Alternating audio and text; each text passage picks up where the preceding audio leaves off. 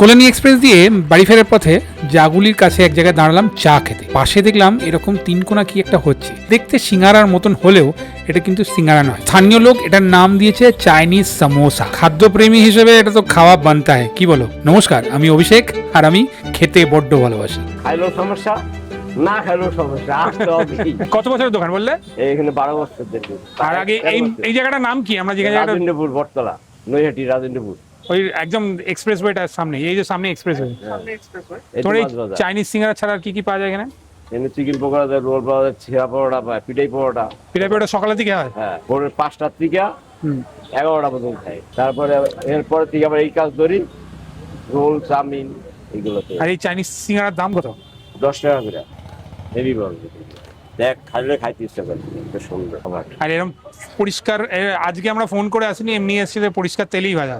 মানুষ যদি এটা খেতে আসে কোথায় আসতে হবে আরেকবার বলে দাও কাকা। রাজেন্দ্রপুর বটতলা। আমরা তো আসি খেতে।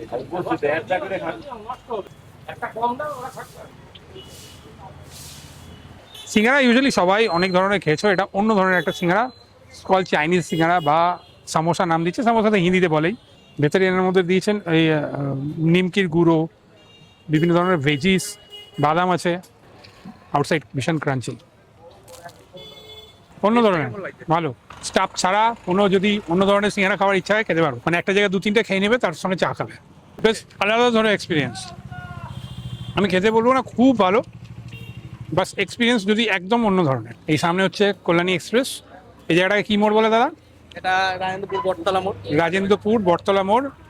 আর এই দাদাই হচ্ছে সঞ্জু, ইনি হচ্ছেন গাইড করছেন মোটামুটি কাঁচরাপাড়া যত ইউনিক খাবার দাবার আছে সেগুলো একটু কভার করার জন্য। মানুষ যদি এটা খেতে আসে কোথায় আসতে হবে আরেকবার বলে দাও কাকা। রাজেন্দ্রপুর বটতলা।